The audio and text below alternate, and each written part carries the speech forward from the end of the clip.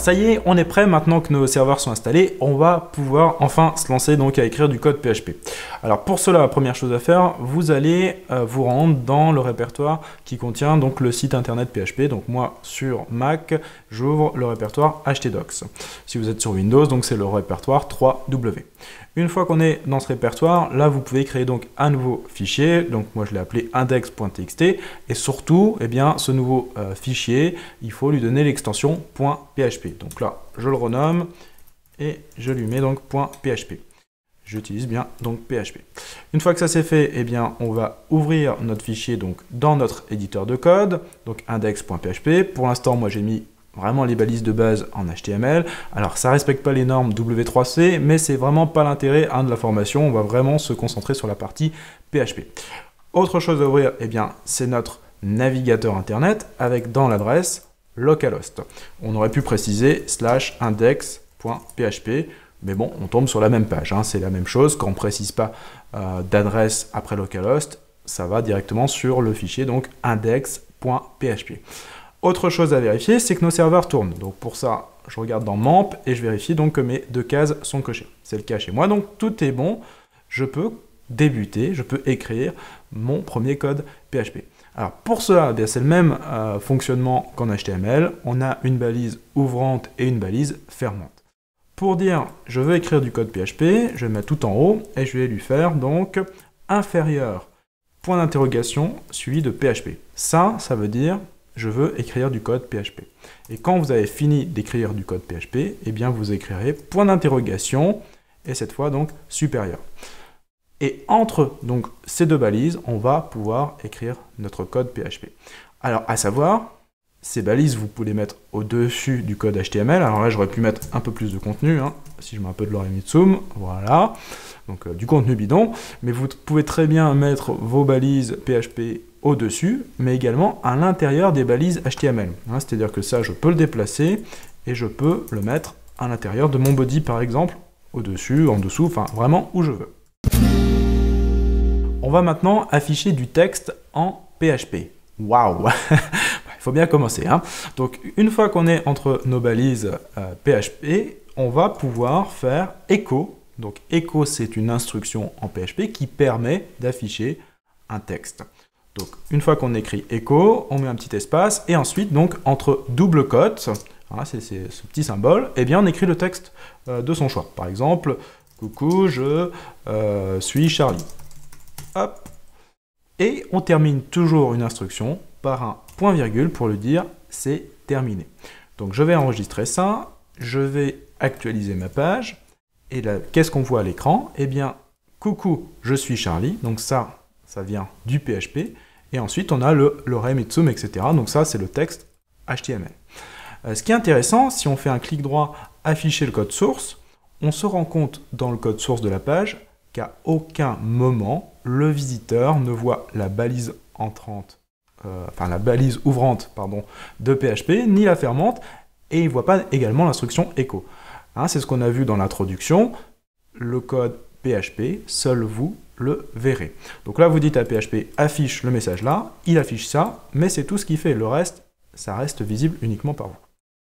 Alors, on continue. On a un petit problème avec ce coucou, je suis Charlie. Si Charlie, je veux le mettre entre double quotes, c'est-à-dire que je veux mettre également des petites quotes autour de Charlie.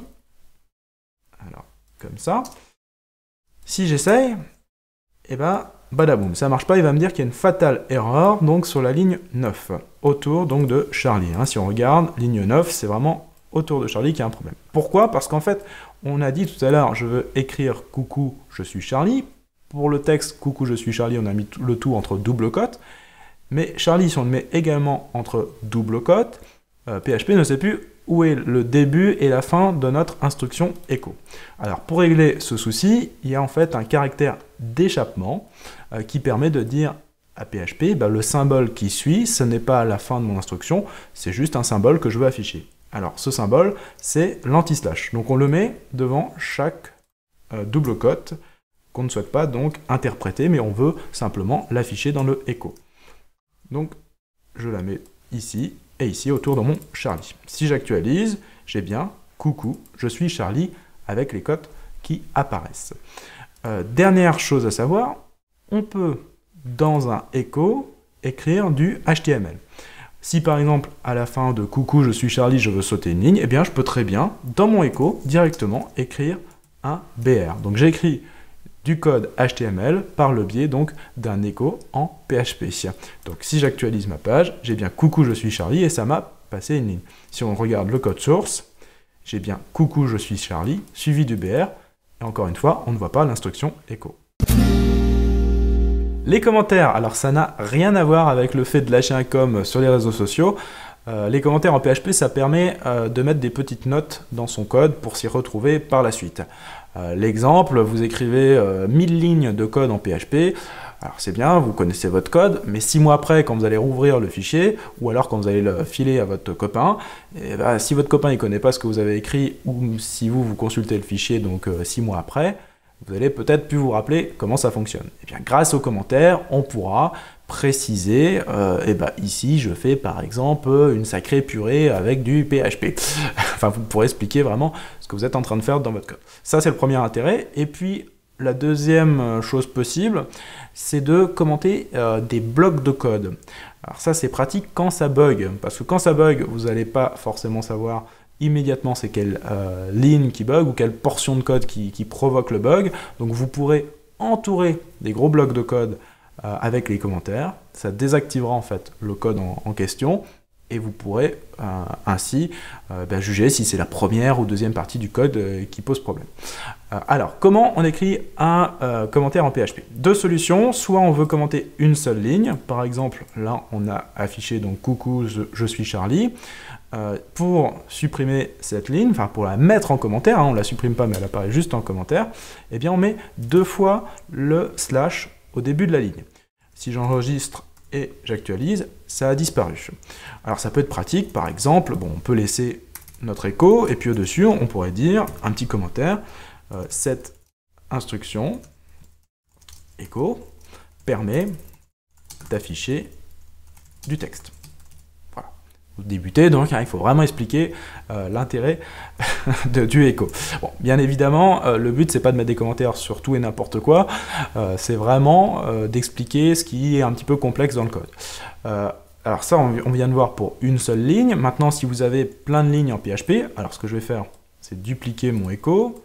Voilà, j'en ai plein maintenant.